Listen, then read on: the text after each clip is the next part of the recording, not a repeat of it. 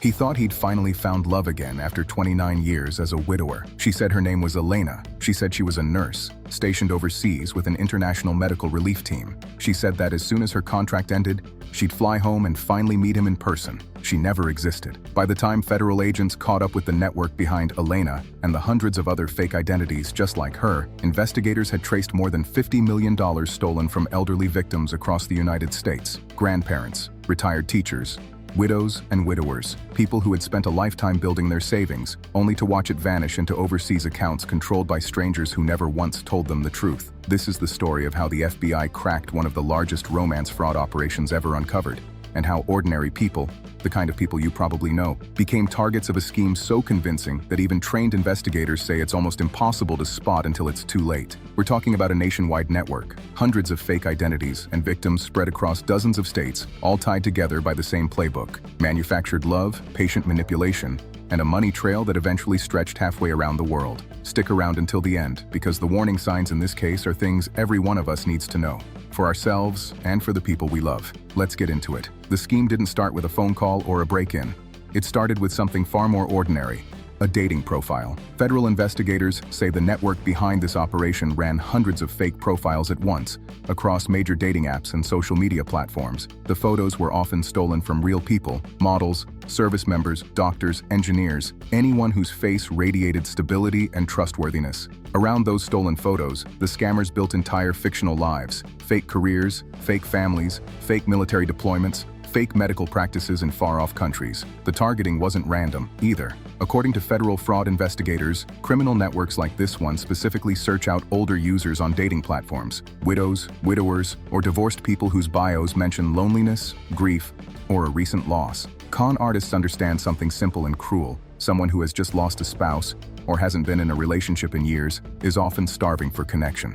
That makes them a prime target for manufactured affection. Once contact was made, the scammers didn't rush. That's one of the most important things to understand about how this worked. These weren't clumsy scams with obvious red flags. Agents who worked the case say the perpetrators spent weeks, sometimes months, simply talking. Good morning texts, long phone calls, questions about the victim's children, their health, their hobbies, their fears. It's a slow-burn manipulation tactic investigators describe again and again in elder fraud cases. Build the trust first, ask for the money later. By the time money enters the conversation, the victim already feels like they're in a real relationship, sometimes even engaged to someone they've never met in person, and never will. In nearly every case tied to this network, the first request for money was small and believable: a customs fee to release a package, a medical copay after a sudden accident, a processing charge tied to a business deal or an inheritance.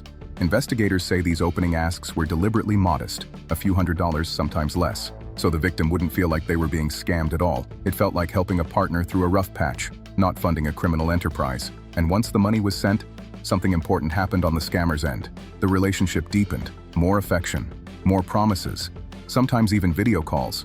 Though investigators found that many of these relied on pre-recorded clips, voice-altering software, and in parts of this case, AI-generated video, simulating a live conversation with someone who wasn't actually there at all. Once trust was fully locked in, the requests escalated: larger sums for legal fees to release funds from an overseas account, wire transfers to help clear a fictional inheritance. In several cases, agents detailed, victims were told their partner was tangled up in international business: construction, gem or gold trading, humanitarian work, anything that plausibly explained why they were always just out of reach, always overseas, always unable to meet, and always, eventually, in need of money. One case investigator highlighted involved a man in his 70s who was told his online partner had inherited a shipment of rare gemstones from a relative overseas. Releasing the shipment from customs, he was told, required a series of legal and tax payments. He sent money in stages, believing each payment was the final one before they'd finally be together. By the time his family stepped in, he had liquidated his retirement accounts and taken out a loan against his home.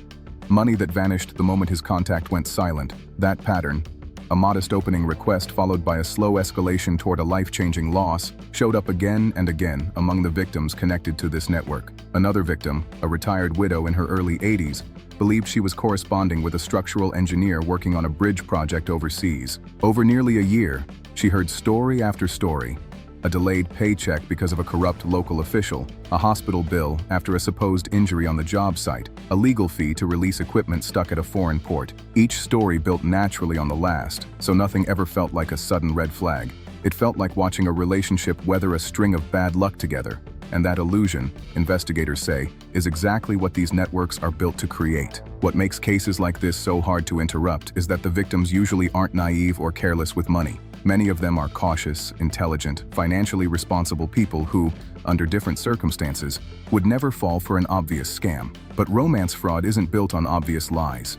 It's built on patience, consistency, and emotional investment. And once someone feels tied to another person, their judgment about that person's honesty shifts. Federal investigators describe this as one of the most psychologically sophisticated forms of fraud they encounter, precisely because it doesn't rely on fear or urgency the way a fake IRS call does. It relies on affection. $50 million doesn't just disappear into a black hole, it has to move somewhere, and that's ultimately what gave federal investigators the thread they needed to unravel the whole operation. According to agents on the case, the network relied on a layered money laundering structure common in large-scale fraud operations. Victims were instructed to wire funds, send bank transfers, buy gift cards, and read the codes over the phone, or convert cash into cryptocurrency. Each method served a purpose. Gift cards and crypto are notoriously hard to trace and nearly impossible to recover once redeemed, while wire transfers let larger sums move quickly across borders.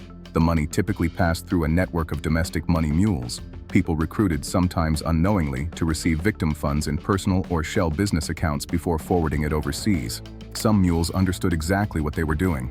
Others were victims of a separate scam themselves, believing they'd landed a legitimate remote job processing payment for an international company. From there, investigators traced funds through shell companies, offshore accounts, and cryptocurrency exchanges, eventually reaching operators believed to be based overseas. Untangling that chain took a coordinated, multi-agency effort.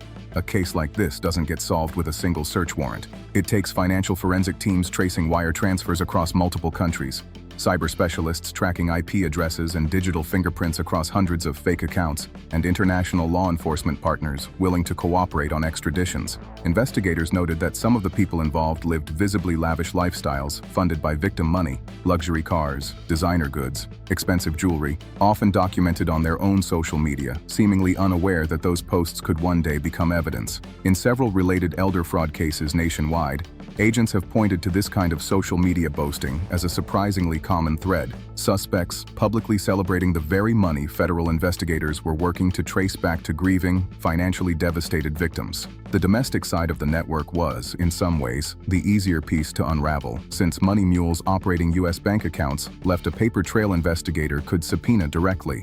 The harder work was connecting those domestic accounts to the people actually writing the messages and running the fake profiles, many of whom operated from overseas call centers, using rotating phone numbers, virtual private networks, and constantly changing email addresses designed specifically to frustrate investigators. The case reportedly began the way a lot of elder fraud investigations do, with a single family member noticing something was wrong and filing a complaint. Investigators say that when a retired school teacher's daughter discovered her mother had drained nearly her entire retirement account, she reported it to federal authorities. That one complaint led investigators to a pattern of similar reports pouring in from other states, all describing eerily similar stories. An online partner overseas, a slow build of trust, a series of urgent financial emergencies, and eventually, silence. From there, agents began cross-referencing financial records, tracing wire transfers and gift card redemption codes back to a surprisingly concentrated set of accounts and devices. Cyber forensic teams identified patterns in how the fake dating profiles were built and run, shared photo sets, similar writing styles, overlapping login locations, and financial accounts that all funneled toward the same handful of destinations. As the financial trail grew, so did the number of confirmed victims. What started as a handful of individual complaints turned into a nationwide pattern spanning dozens of states, ultimately totaling more than $50 million in documented losses. Search warrants were executed at properties tied to domestic money mules, financial records were seized, and digital evidence, chat logs, financial ledgers, device data, was used to build a case against the individuals believed to be operating and facilitating the scheme from within the United States. International partners helped identify additional operators believed to be coordinating the fraud from overseas call centers, a pattern federal officials say has become increasingly common in large-scale elder fraud networks. Agents on the case have noted that building a prosecutable case like this can take months, sometimes years, since every wire transfer, every gift card redemption, and every cryptocurrency transaction has to be documented and tied back to a specific victim and a specific recipient. It's meticulous, painstaking work, but it's also the only way to eventually bring formal federal charges, rather than simply shutting down a handful of fake profiles that could easily be recreated under new names the following week. Behind every dollar figure in a case like this is a person, and that's the part of the story that's easy to lose in the numbers. Federal officials who work elder fraud cases consistently point out that the financial loss is often only half the damage. Victims frequently describe deep shame and embarrassment once they realize what happened, which is part of why so many elder fraud cases go unreported in the first place. People don't want to admit, even to their own families, that they believed in a relationship that never existed. There's also the emotional grief that comes with it. Not just losing money, but losing what felt like a real relationship. Some victims described the experience as genuine heartbreak, layered on top of watching a lifetime of savings disappear. Retirement accounts drained, homes refinanced or sold. In some of the most severe cases tied to networks like this one, victims have had to delay retirement entirely or return to work in their 70s and 80s just to recover financially. That combination, financial devastation paired with emotional betrayal, is exactly why the Justice Department and FBI have repeatedly emphasized that elder fraud isn't just a financial crime. It's a form of abuse, deliberately targeting the most trusting and often the most isolated members of our communities. Family members of victims connected to this case described a painful cycle that repeats across elder fraud cases nationwide. Concern turning into confrontation, confrontation turning into denial, and denial sometimes lasting even after the fraud has been confirmed by a bank or by law enforcement. Some victims, even after being shown definitive proof that their online partner never existed, struggled to accept it, because accepting it meant accepting that a relationship they'd poured months or years of emotional energy into had never been real. Investigators and financial counselors who work with elder fraud victims say this acceptance stage is often the hardest part of recovery, harder, in some cases, than rebuilding the finances. This is also why federal officials continue to stress that these conversations, uncomfortable as they can be, are best had early and gently, rather than after the money has already changed hands. A single skeptical question, asked out of love, long before a wire transfer is made, can prevent a loss that no arrest or prosecution can ever fully undo. When the operation was finally ready to move, it moved with coordinated force. Search warrants were executed simultaneously across multiple locations. Financial accounts were frozen, and digital devices were seized before evidence could be destroyed. Charges brought against people involved in networks like this one typically include conspiracy to commit wire fraud,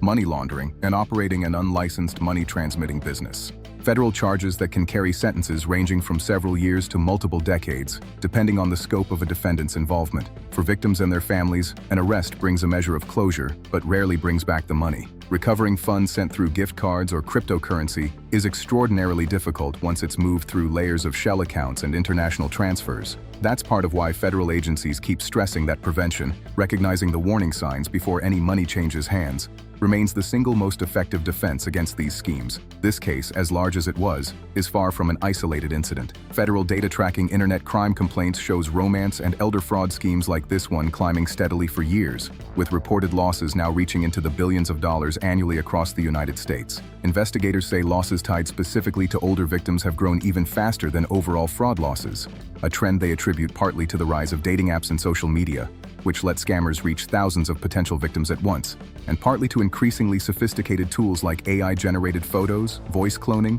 and fabricated video calls that make fake identities far more convincing than they were even a few years ago. What often separates cases like this from smaller, isolated frauds is scale and organization. Networks capable of stealing tens of millions of dollars typically aren't the work of one con artist on a laptop. They function more like businesses, with defined roles. Some members write the scripts and manage conversations with victims.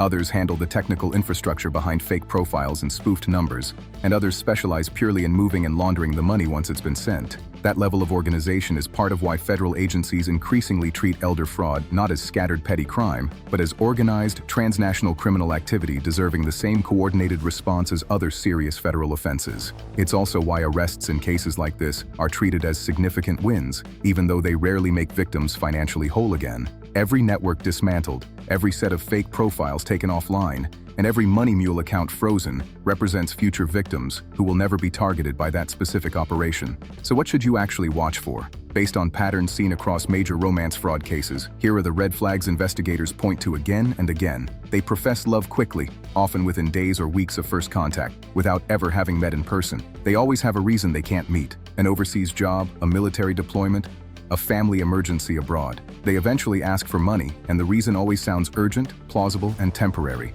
They ask for payment methods that are hard to trace. Gift cards, wire transfers, or cryptocurrency. Their photos, when reverse searched, sometimes turn up attached to a completely different name somewhere else online. Investigators also point to a few practical habits that make a real difference. A simple reverse image search on a profile photo can, in some cases, immediately reveal that the picture belongs to someone else entirely. Being wary of anyone who avoids video calls or who's only ever available for pre-recorded style clips is another instinct worth trusting. And maybe most importantly, treating any request to move money through gift cards, wire transfers, or cryptocurrency as an automatic red flag, no matter how convincing or urgent the explanation sounds, can prevent a devastating loss before it happens. If someone you love is in an online relationship with a person they've never met, and money has started entering the conversation, that's the moment to pause, ask questions, and, if needed, bring in a trusted family member or law enforcement before another dollar is sent. It may feel uncomfortable to raise the subject, but that discomfort is nothing compared to the alternative, $50 million. That's the number investigators landed on in this case. But the real cost is every family that trusted someone who was never real to begin with. If this story hit home for you, or made you think of someone in your own life who might be vulnerable to something like this, do me a favor and share it with them, because it might genuinely protect someone you care about. A 2-minute conversation today could save someone you love from losing everything tomorrow. If you're new here, this channel covers real federal investigations, FBI operations, and the cases that show how these crimes actually get solved. Hit subscribe, tap the notification bell so you don't miss the next case, and drop a comment below.